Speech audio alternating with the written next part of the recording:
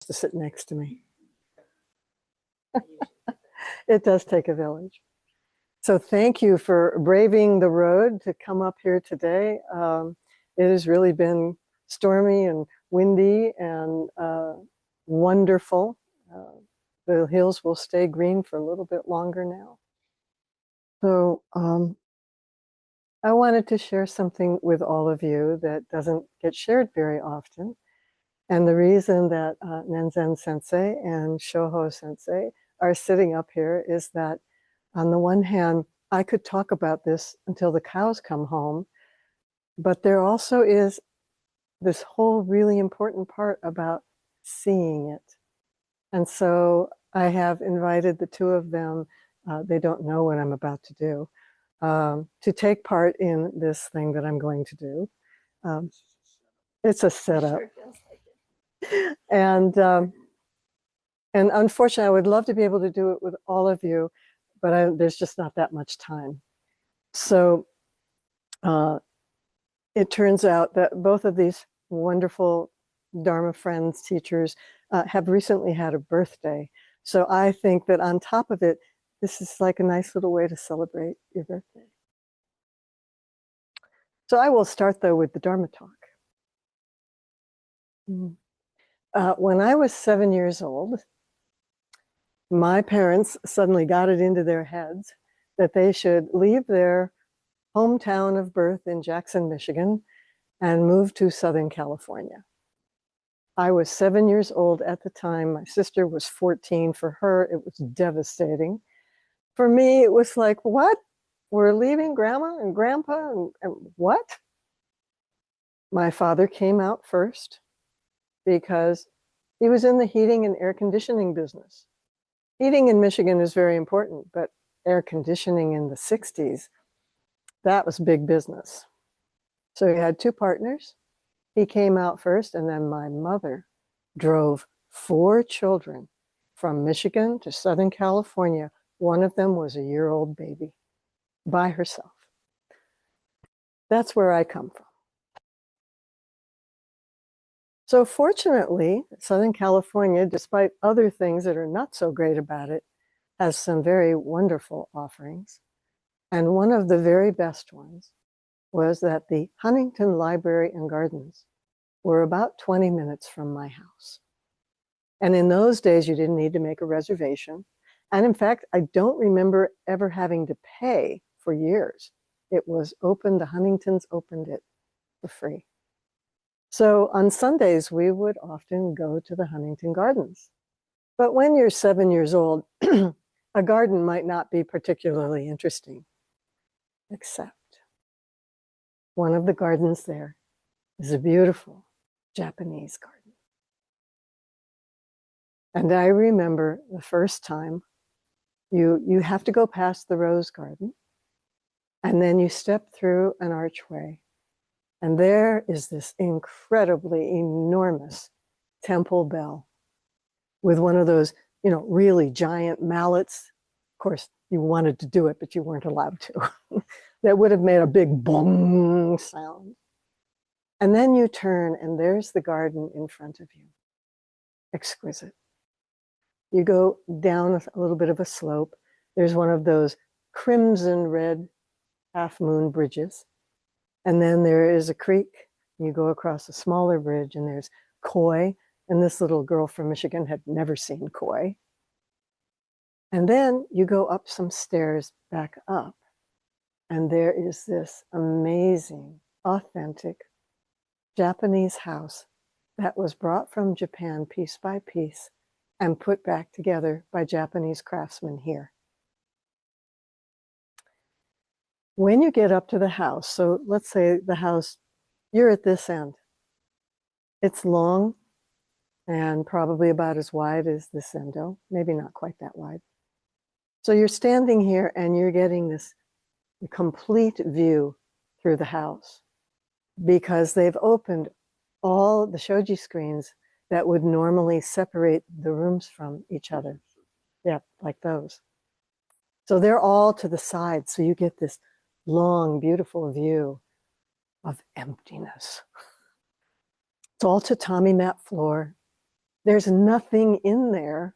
And my little girl is going, wow, I like this.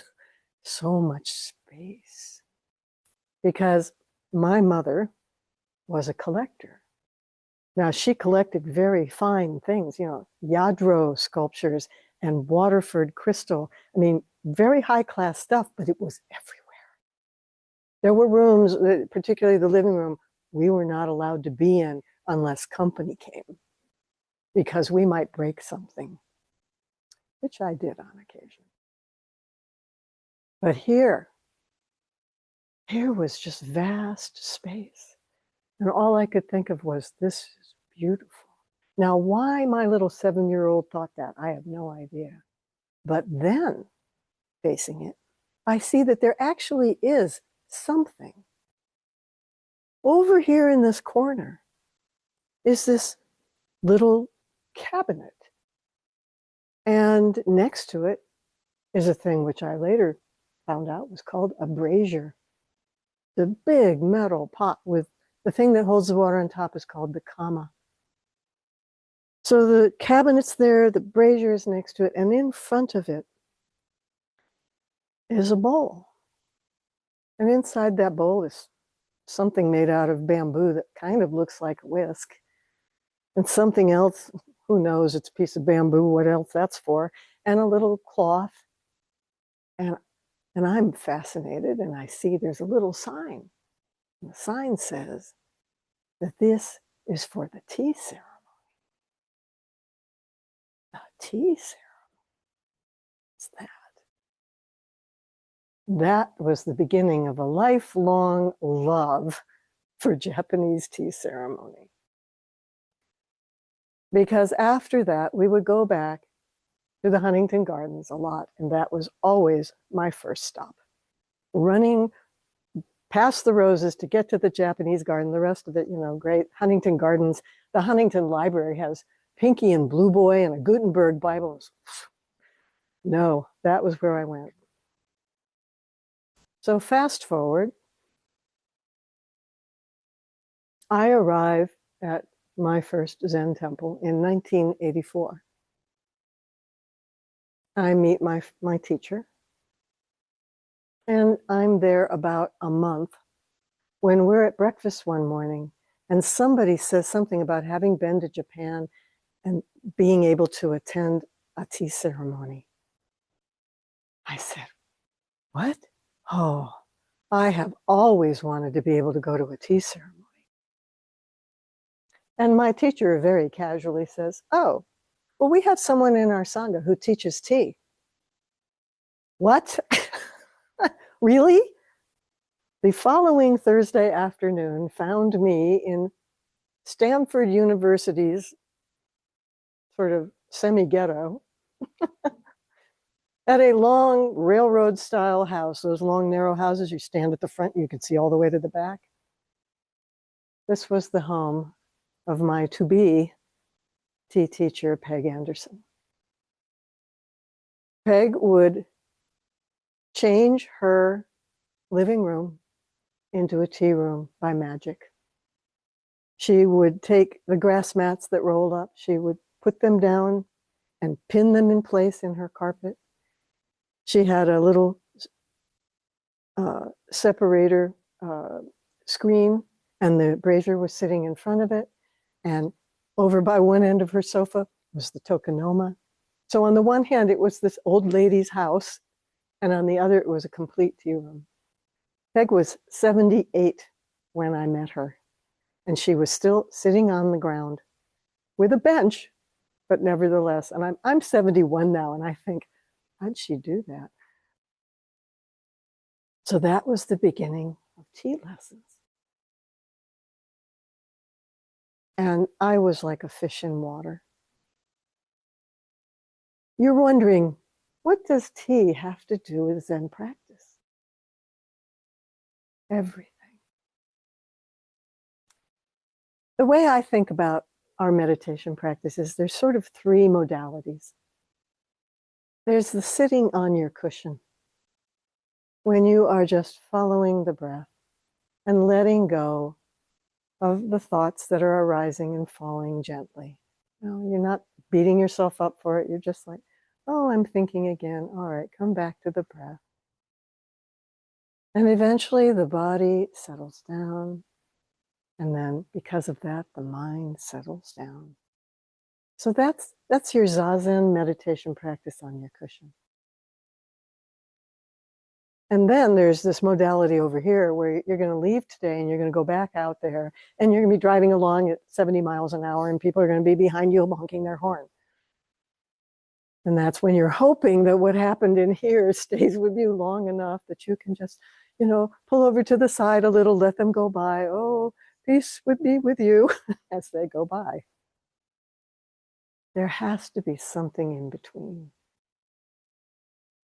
All the Zen arts, all the forms that we do are that in-between place. When we're doing service, that's the in-between place. When I'm doing tea ceremony, or someone is doing calligraphy, or someone is arranging ikebana, or someone is weeding in a meditative way. That is the in-between place because you are both in meditation and in activity. I have found over the years that in-between place was the best thing I could do for the first modality and the third.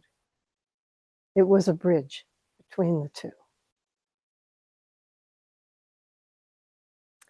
So in tea, there are 4 principles, which could just as easily be 4 principles for Zen practice. Wa, which is harmony. Ke is respect. Se is purity. And Jaku is equanimity or tranquility. These are the 4 principles that you serve tea and receive tea. And in tea, eventually the idea being, as in the Shin Shin Ming, not to. Although I am the host, and these will be my guests, eventually there is no host and there is no guest. There is just the tea. There is just the gift. That is something you can take into your daily life. Our problem is we're always separating. There's me and there's you, and no 2 ways about it. But it's not true.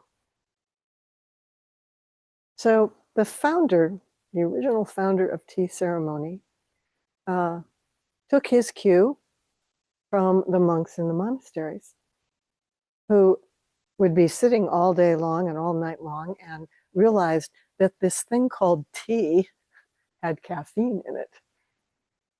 And that allowed them to sit longer.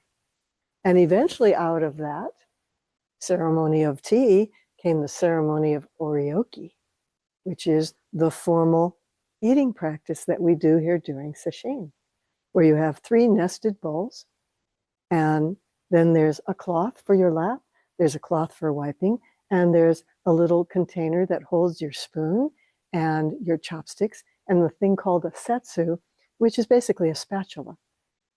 And so you have all your bowls, you open them up, everything is self-contained, the food comes to you, it gets put in your bowl by your opposite number, or if you're in a really big zendo, someone actually walks around and serves you. You have to eat everything in your bowl. Because if you don't, you get caught at the end, you're being served hot water to clean your bowl. Oops, there's still food there.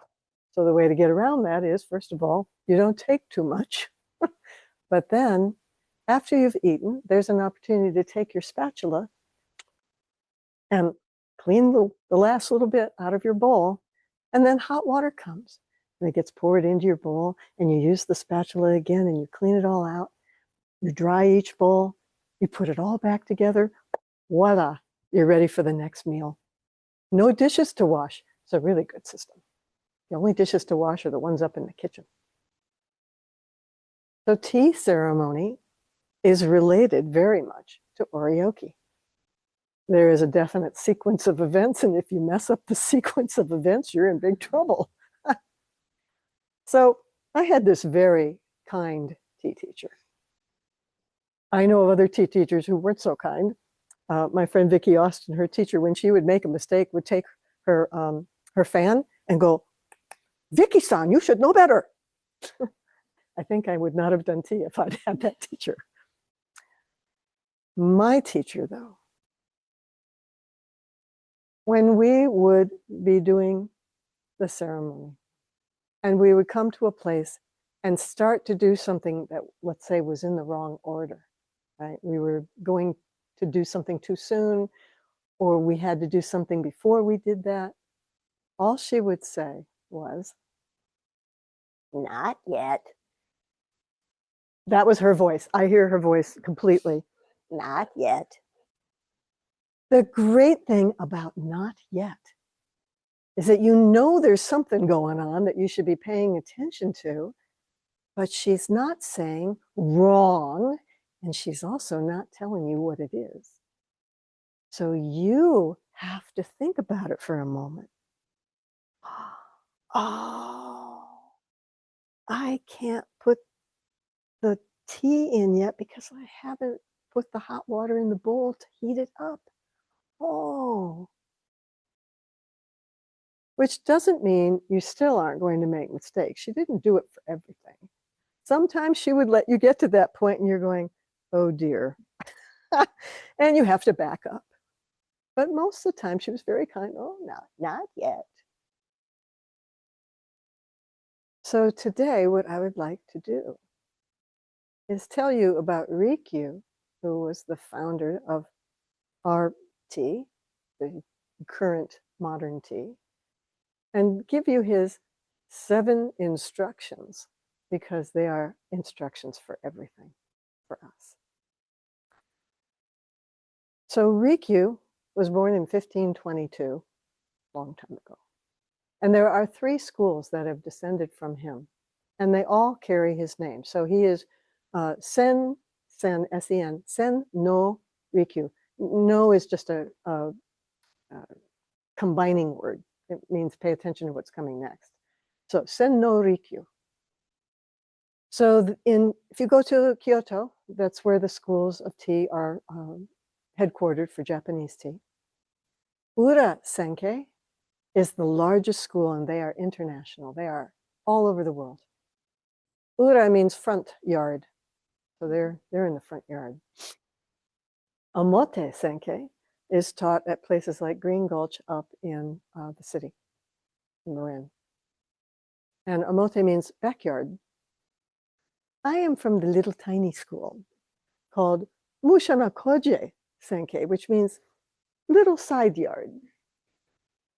We are the smallest school. We are, I don't even think we're international other than here in Japan. My teacher, myself, and one other of my tea friends are the only people on the West Coast that teach this.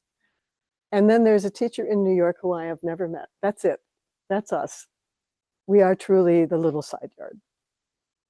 So one day, Rikyu, by the way, was the emperor's tea teacher. Now think about that for a moment.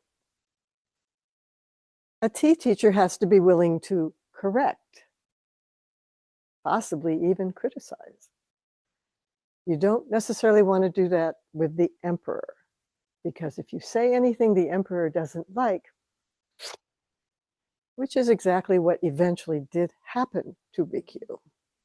Apparently, the emperor got upset with him later in life and off with his head. However, along the way, he was the emperor's teacher for tea. Now, if any of you know what a tea house looks like, when you enter, it's a 3 by 3 foot opening. It is the only example of democracy that I know of at that time, because whoever came for tea, then you had, if it was samurai, you had to remove your swords. If it was the emperor, you had to remove your big hat, because there was no way to get in otherwise. Everybody had to bow their head, come in on their knees, bow in the room, and then have tea. So on this particular day, the emperor is invited to tea because he has found out that in the beautiful tea garden that is always associated with the tea house, Rikyu has an entire wall of morning glories, deep purple morning glories, and they are all in bloom. And the emperor wants to come and see this. So this is a great film that they made in, reenactment. They've got the emperor coming down the road with all of his retainers. And, he's looking very serious. And they get there and they start to walk into the garden and he's looking around. The entire wall is just green. There isn't one morning glory. Now he's mad because he's come for the morning glories. He's about to give Rikyu a real taste of his tongue. So he takes off his swords and he takes off his big hat and all of the other accoutrements, and he the door, and he goes in and he looks up, because there in front of him, in the tokonoma where the scroll is, at the base, is one perfect morning glory. Rikyu has cut all of the other morning glories off in order that the emperor's attention is completely on this one beautiful thing. Imagine how silly the emperor felt. I'm sure he didn't tell Rikyu that. Tea ceremony and our life are no different. We are surrounded by luxury, by overwhelm. And so we miss the one beautiful thing in front of us, which could be a person. It could be a flower. It could be a bowl of tea.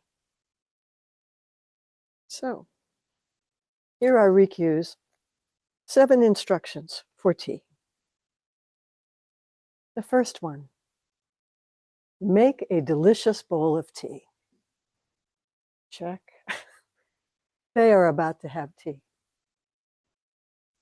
So while we are waiting for me to make the tea, please help yourself.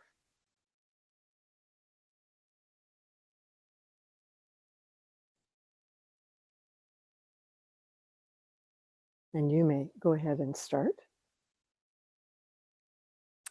And the second is, lay the charcoal so that it heats the water.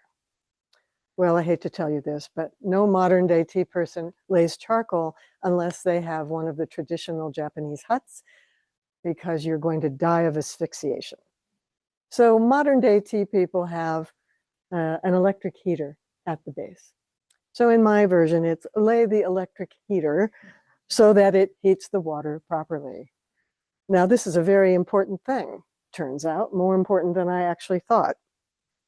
Because last October, I was at Hakone Gardens, part of a giant chakai, a big tea gathering, where hundreds of people come, and I serve, along with my one friend, 4 teas of, I think it's 12 people each time, so about 50 teas, right? Now, I only actually do what I'm going to do with them today for the first 2 guests, and then my assistants come in with a tray with bowls that I've already put together, because otherwise, again, we'd be there forever. However, okay, so on this day, the very first group of tea people come, and naturally, the first person is a Japanese tea teacher who always comes first. She must, I don't know, she gets some special dispensation, but she's always in the first guest position. I'm all ready. When we came the day before, we set everything up. We checked the brazier. The electrical has to come through a giant whatever. And it all worked. So I'm setting things out. We're going through, and I'm getting ready now to take the lid off the kama, which has the hot water. And I take it off. There's no steam coming out. So, of course, I have to school my face. Oh, this is totally normal. And I very gently reach over my hand, and it is lukewarm.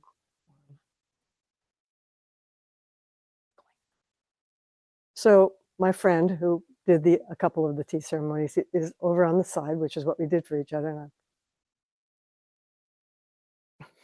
And he comes over. It's like, John, something's wrong with the pressure. There doesn't to be any density. Well, what we failed to understand, down below the gazebo where we served the tea was where we had it all set up to create the tea for everybody else. And there were heaters down there, electric burners down there too.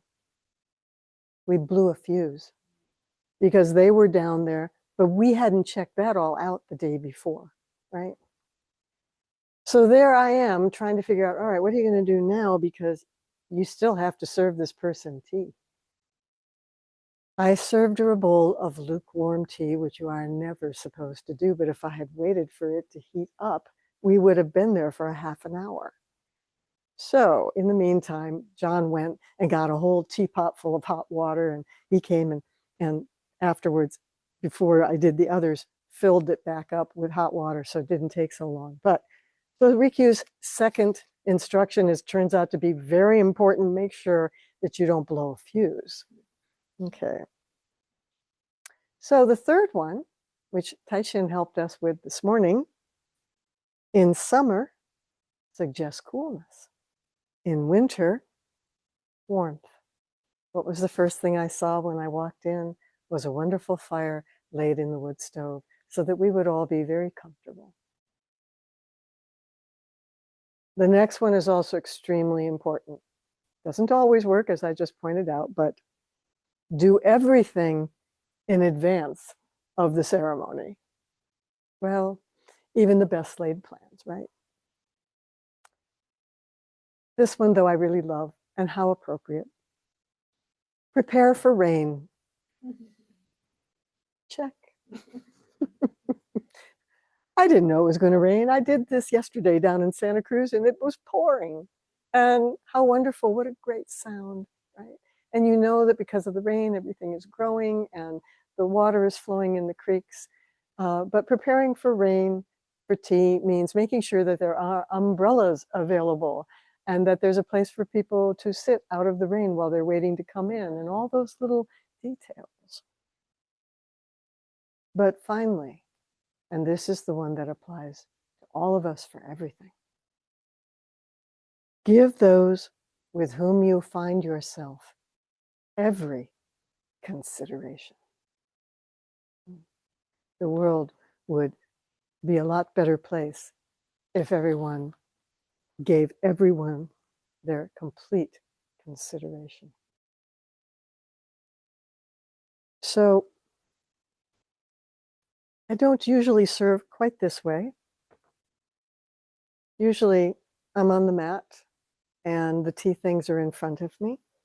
But for various reasons, because I'm way up here, I can't really lean over gracefully.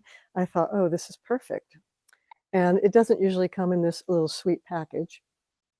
I think it's backwards here. There it is. But like oryoki, you have your cloth cover.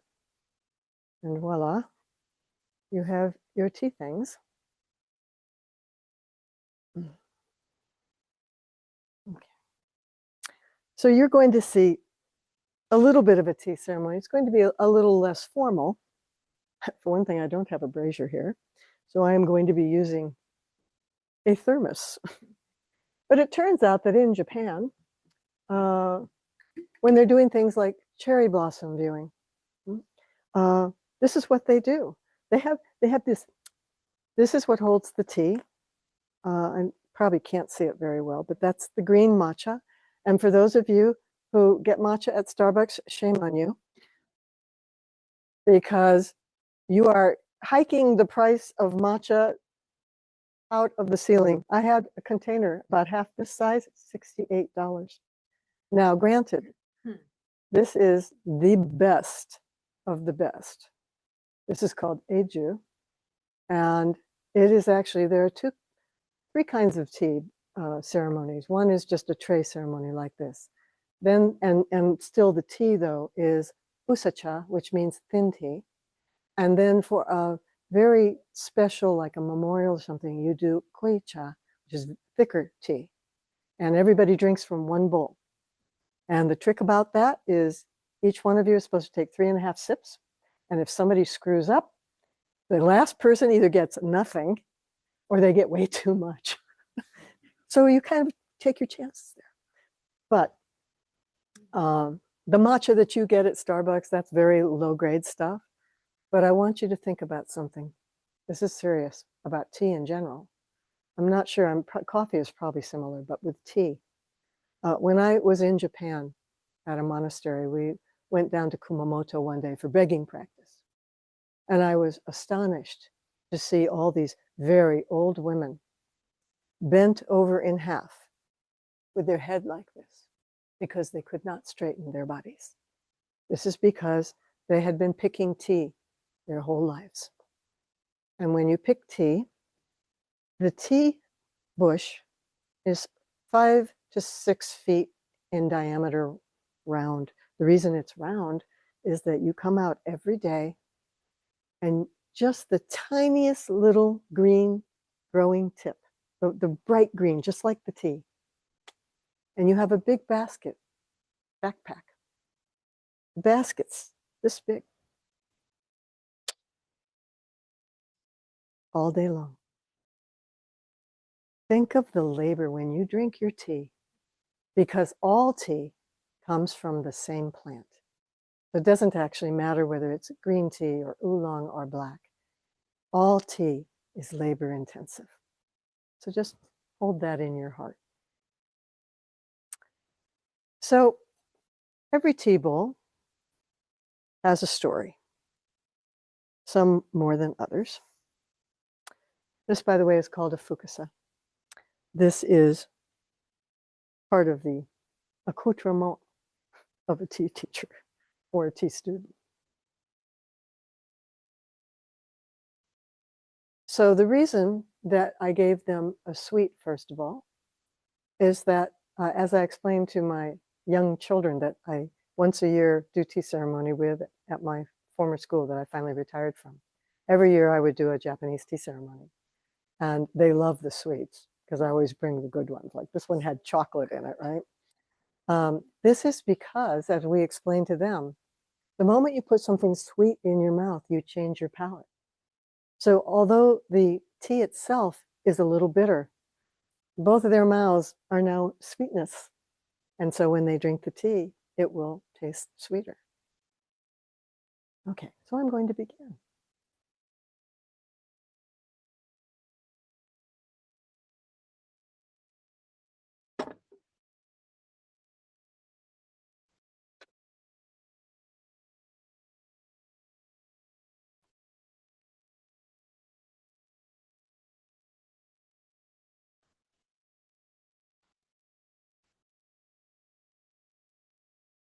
This is called a chakin. So this is the cloth that you wipe the bowl with. So the first thing, just like with English tea, that you want to do is you want to heat your bowl.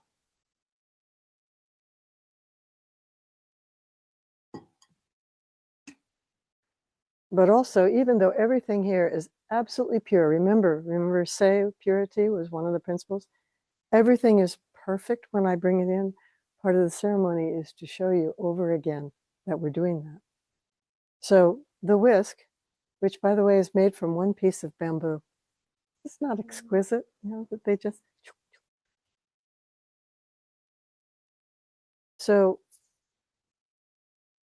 we look at the whisk to make sure that there's no broken edges because we don't want you to get bamboo in your tea.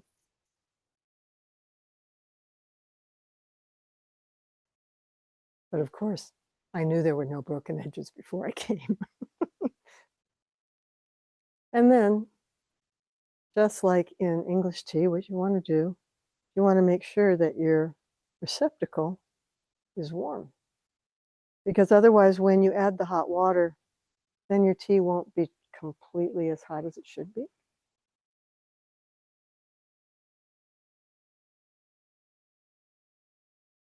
Now, this tea bowl Has a wonderful story attached to it.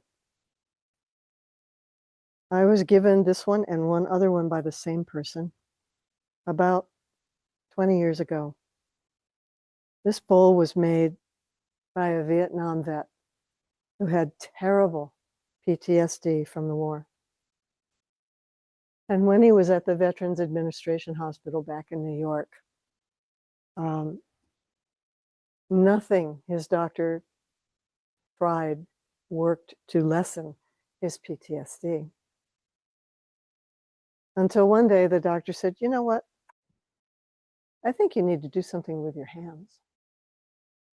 So he sent him off to the OT department, where he started working with clay. And it turned out that he had real facility with it. And he loved it. And it became a kind of meditation for him. And somehow, I don't actually know how, he wangled an invitation to go to Japan and study with a master potter, one of their national treasures. Somebody obviously had a connection. And so he ended up staying for years, 20 years. And this bowl is in a very particular style that you can find in any ceramics book on Japanese ceramics called chino ware. And if you look in the book, you will see it's the same glaze, it's the same heftiness. It is apparently also the same way the kiln. Now, most tea bowls have what's called a beauty spot. It's just a spot that's, distinctive on the bowl. And when I'm making the tea, the beauty spot faces me.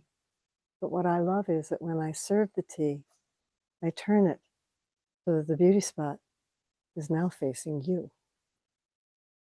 And when you drink, you hold it in your left hand with your right on the side, but you turn it 2 little turns to not drink from the beauty spot.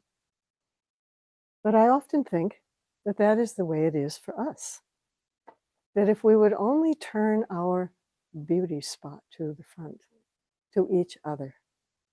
Because sometimes, right? We don't turn our best self to a person. If we could remember, we all have a beauty spot. There's a place in us that is kind and generous and compassionate. Please. But sometimes we're not paying attention. And when you're working with little children, as I did for 30 years more, what you learn is if you're not paying attention, bad things happen. But I do remember one day, I was checking out books. I was the librarian, which was a teaching job at this school. You read aloud to the kids like all day long, 5 days a week. And there was a little child. Yes, and you're allowed to, you actually are encouraged to admire the bowl and see how the foot is and all of that. Anyway, I'm checking out these books, and finally I realize there's Mitha, kid with a big lisp. And I look down, and he's been trying to get my attention while I've been busy. Finally, I turn my whole attention. What? I want a book on destruction. I bet you do.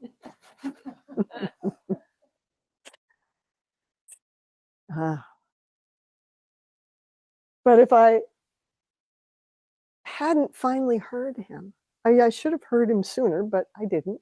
But when I did, I finally turned my whole self to him to give him my attention. And he knew it. Actually, so do we. We know when people are just half-heartedly listening, half-heartedly participating. We know this. Or that someone's already thinking of what they're going to say while you're still talking, what they're going to answer, instead of really and truly, completely giving them your every consideration. So it's a good thing that we have this hot water because these bowls were quite cold to begin with.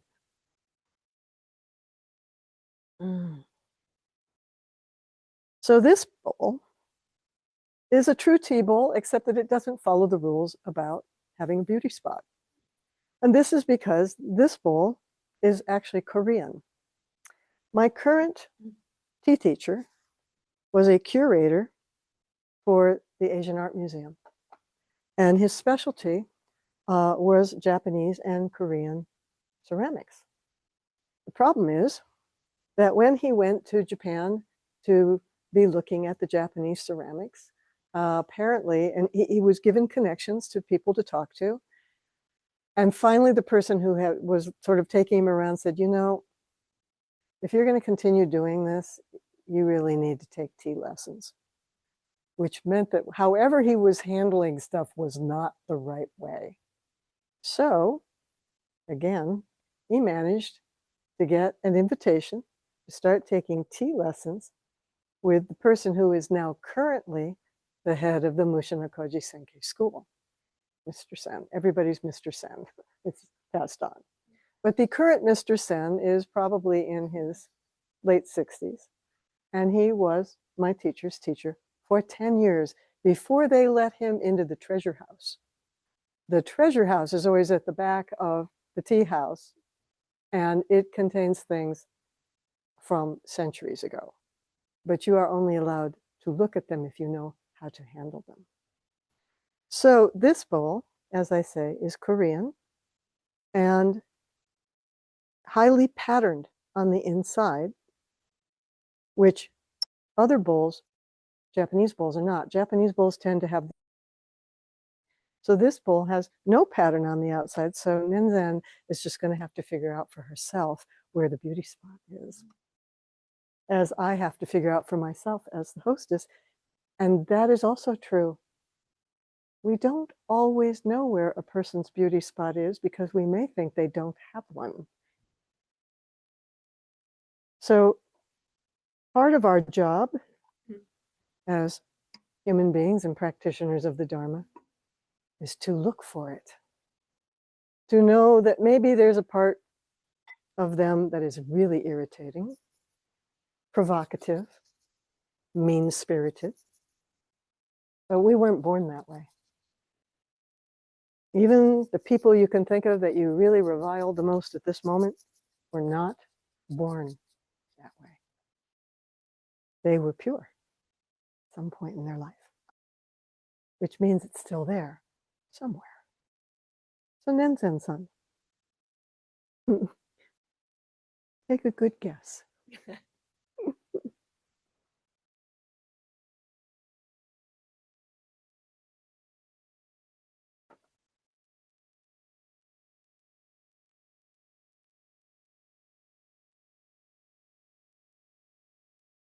So in a formal tea ceremony where there's a brazier and people are lined up, sort of, they would all be to my right in a row, there's a first guest. In this case, they are both my first guest. But in the tea ceremony, at this point when everyone has had their tea, then I take the first tea bowl that I served to Shoho-san and I warm it up again, just in case he might like a second bowl of tea. But he's not going to today.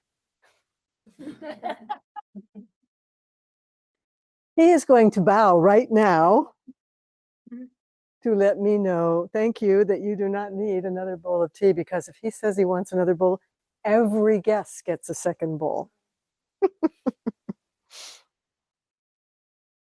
I've never been at a tea ceremony where that was actually ever happened. I keep waiting. So since you said that the Korean style is Korean style, I think there's much, yeah.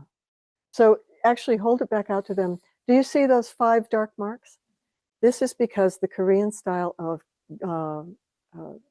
doing the kiln, they stack all the bowls. And what you're seeing is the foot of the bowl that was on top of it. How it doesn't end up getting stuck, I don't know, maybe it does sometimes, but Mm.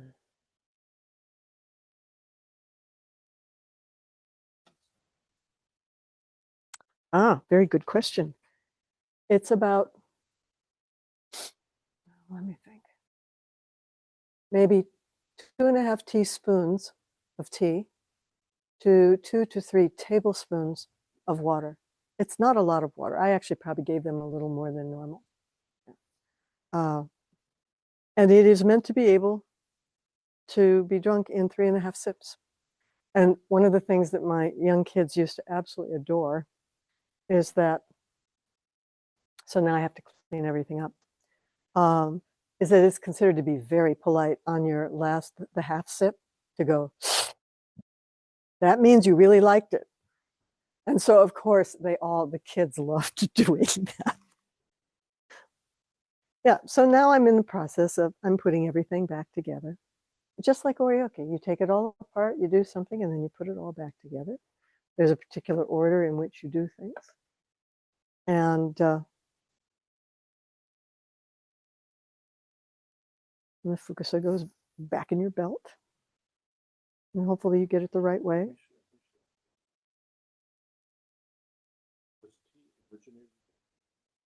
Mm-hmm. It was the Chinese learned how to do the tea in the temple, right? Just the regular tea for the monks. And then there was a Chinese tea in which there would be lots of little cups, and they would pour the tea like this so that everybody got the same saturation. But this kind of tea ceremony was not until Japan. Yeah. The tea itself. Oh, tea started in China. Yeah, I love this. When I do this tea choice with the kids, we're all over the world. We do tea from all over the world, but we also, we help them distinguish between green, oolong, and black tea so that by the time they're done with a 3-week course, we have a taste test and they can tell me which it is. And sometimes they can even tell me which one, like Darjeeling. Darjeeling is, let's see, but it was the English that did that. They brought the tea from China to India because Darjeeling is high quality Indian. Because there are the 3 H's in tea: height, humidity, and heat. Darjeeling has the perfect combination of those 3. You need enough rain, but you need enough heat, and you need enough height. So we could not grow tea here. It doesn't get cold enough, for instance, right? So it was the English who stole the rootstock of Chinese tea because they were in charge of India at that point. Yeah, so they took it, they figured out, oh, Darjeeling, good place. Good, great business.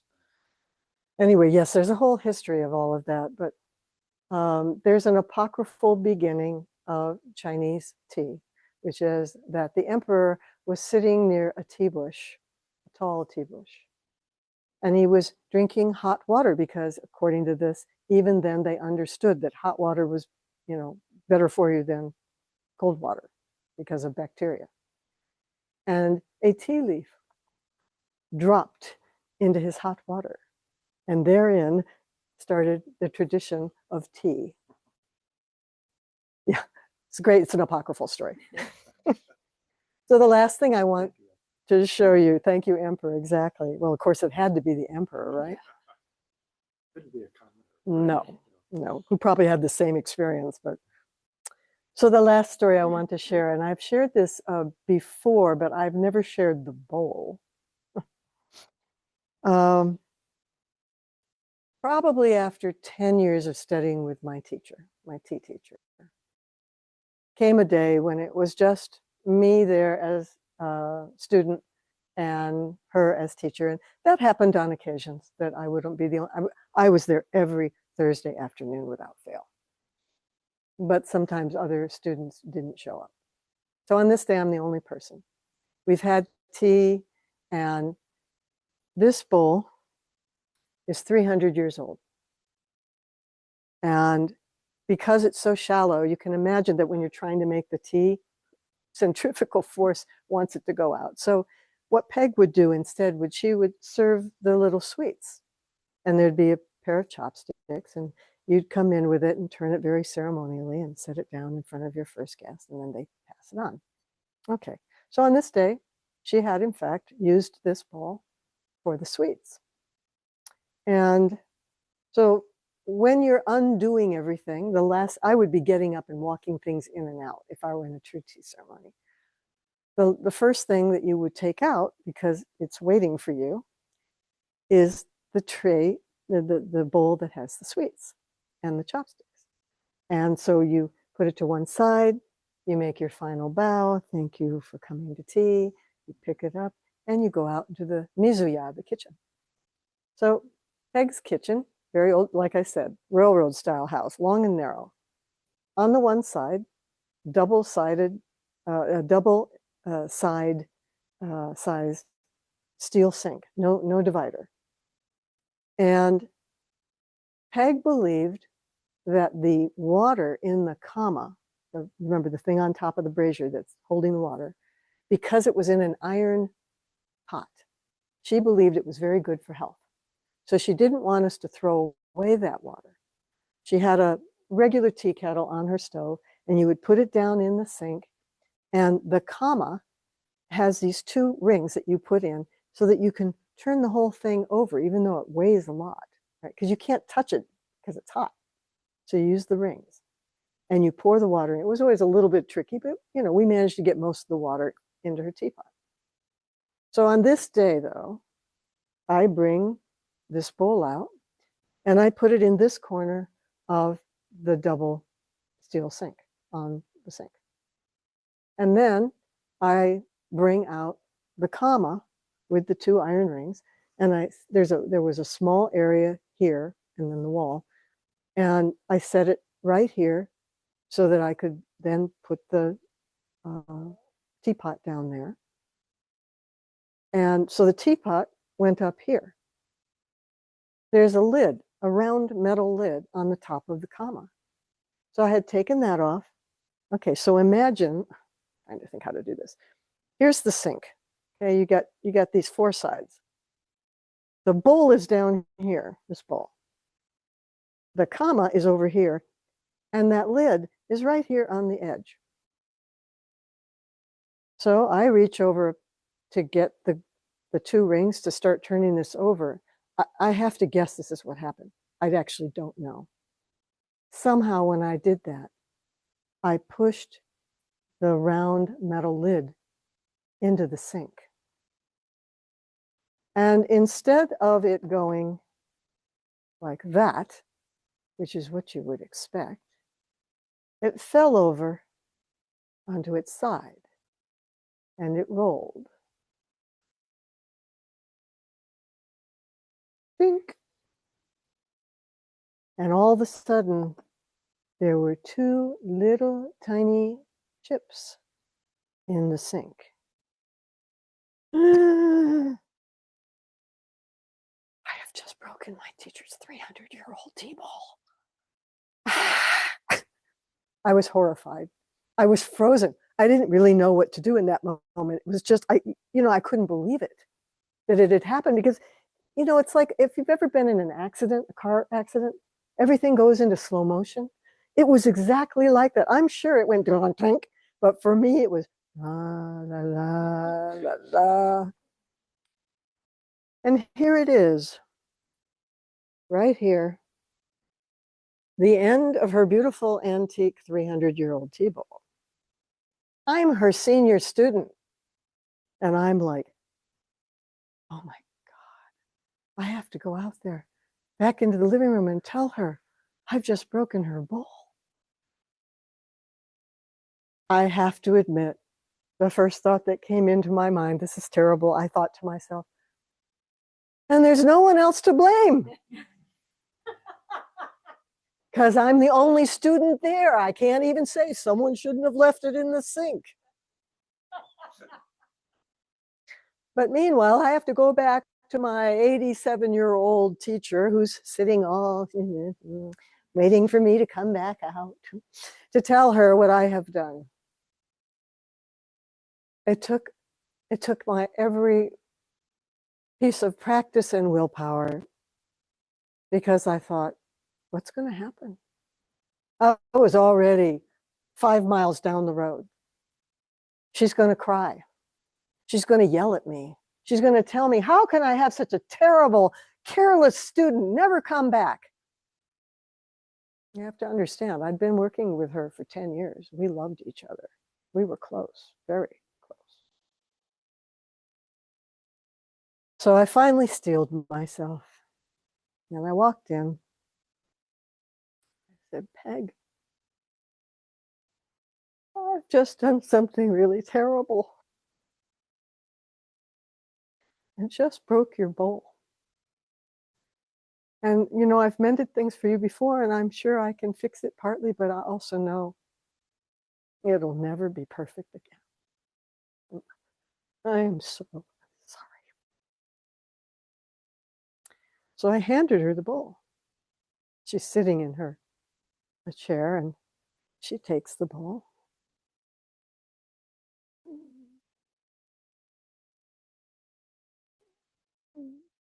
Meanwhile, I am dying 1,000 deaths standing next to her, wanting to be anywhere but there, waiting for the axe to fall. I don't know. I don't know what's going to happen. I know that in the past, when I would break something valuable of my mother's, so she keeps looking at it. It's like, what is she looking at? And finally, after what seemed like 30 minutes to me, which was probably one, she looks up at me and she says, well, these things happen. These things happen? Well, of course they do. But what? That's your response? And she handed the bowl back to me.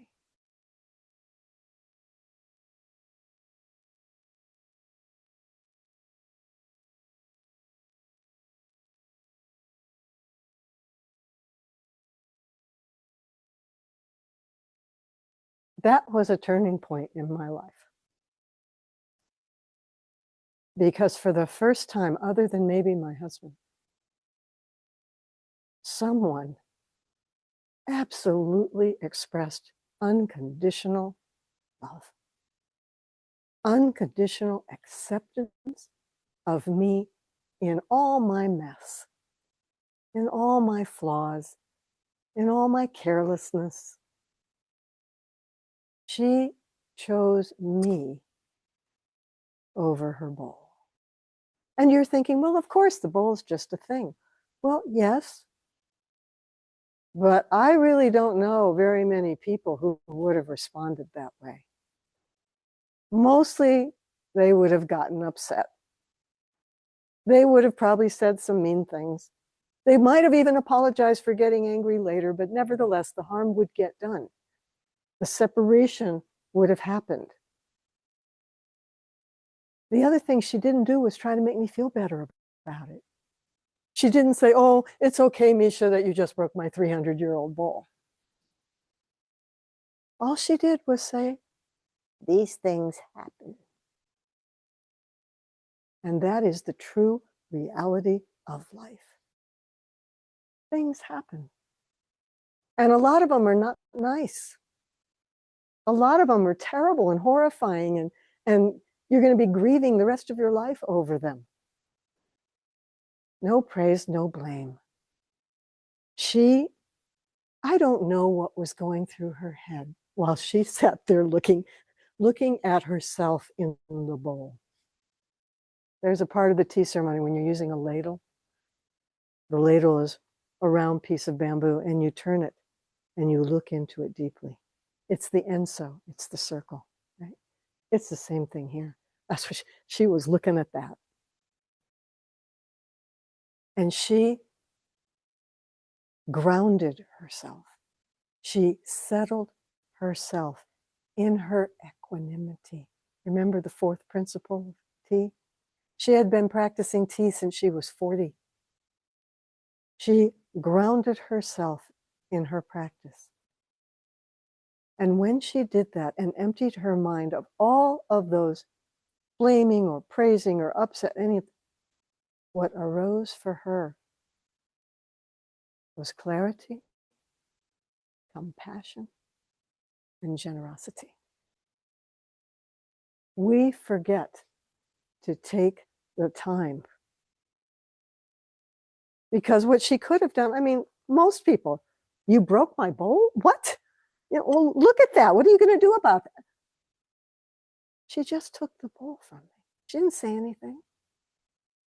And then she just, while she was settling herself, she looked long and deep. And that is what arose in her to say.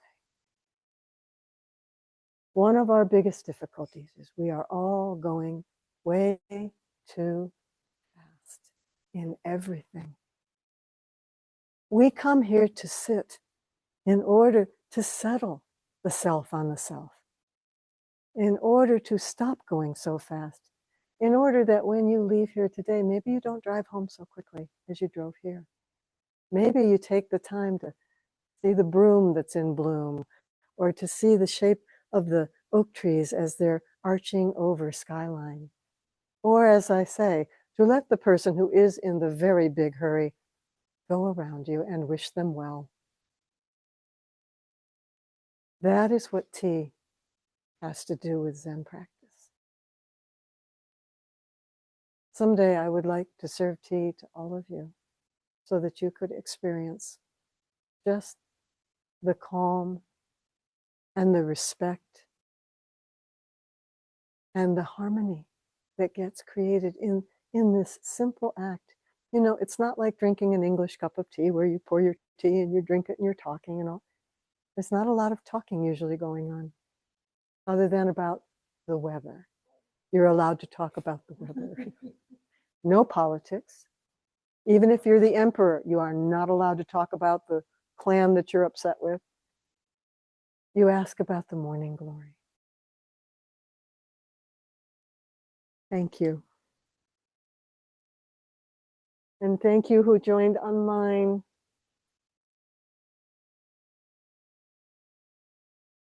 So I'm probably way over time. But maybe if, like, 2 questions. If somebody had a question, something they wanted to know, ask, now's the time. Don't be shy. Yes, Rain. I just want to say that you had so much emotion. It comes up even now. Look at her. No, it is, you know, Rain, that is one of the things that I find most amazing. I can bring up, if I was angry with someone 15 years ago and I start thinking about it, I can start feeling angry about it again, which is stupid, right? It's done, it's over. But in this case, I'm glad because that moment of going back into the living room and standing next to her is emblazoned in my heart. I will never forget the sound of her voice. You know, not yet is wonderful, but these things happen. Yeah. Thank you.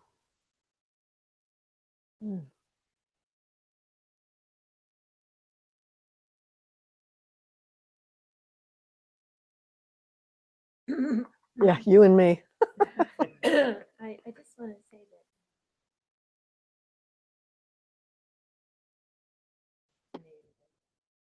really important all that sense of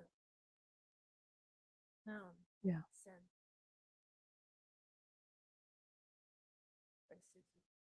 and needed.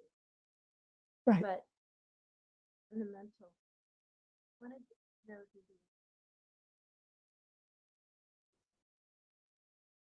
Oh, very mysterious and beautiful. here we are. It's true. No, that's yours, actually. I forgot. I had to go into the Cheatin room and get it. Yeah, it's mysterious. It actually is mysterious how all of this happens. As I said, I yeah, I can't do this. It's Oryoki, and for some reason I just can't do it. Here it is. It goes the other way. Okay.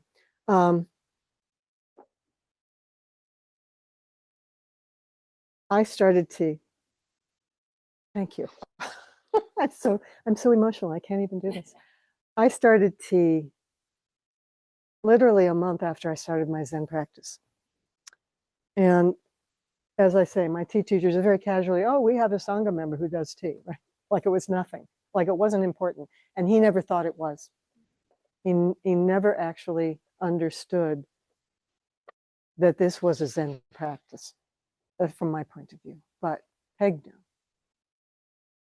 But I was there with her maybe a month, maybe so 4 times, when she says to me, well, you know, you really should be studying with Koun, who was up here. My teacher was at the original temple that helped to start this one down in Mountain View. But I had literally just asked my teacher to be my teacher. So it's like, well, I don't think I can go back and say, well, guess what? I've changed my mind, you know. But Koun's influence on Peg was palpable. The way she was with me is the way I assume Koun was with her. Kind, not too directive, right? Open, very open, you know, not worried about, I mean, my teacher did not have a certificate. But when Suzuki Roshi came to have tea with her, and also when the Mr. Sen, the head of the school, came to have tea with her, they both said, you need to be teaching tea. And she said, oh, but I don't have a certificate. And they said, it doesn't matter.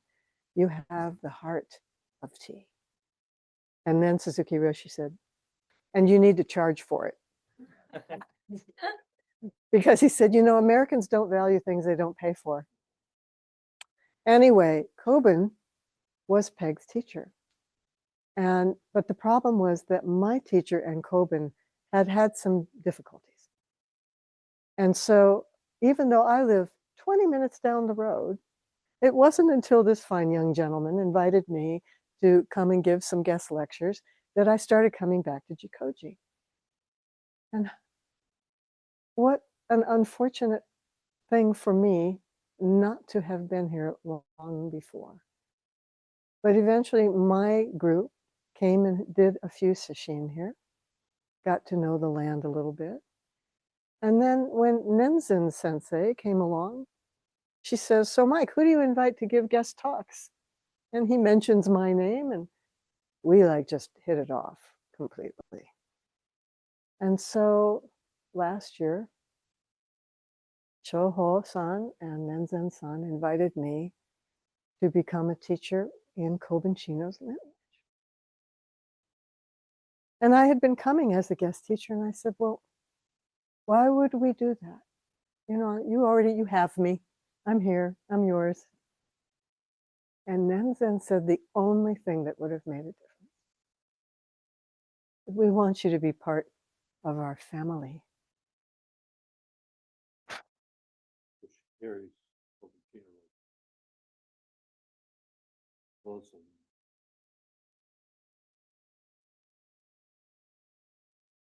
And they are perfectly complementary.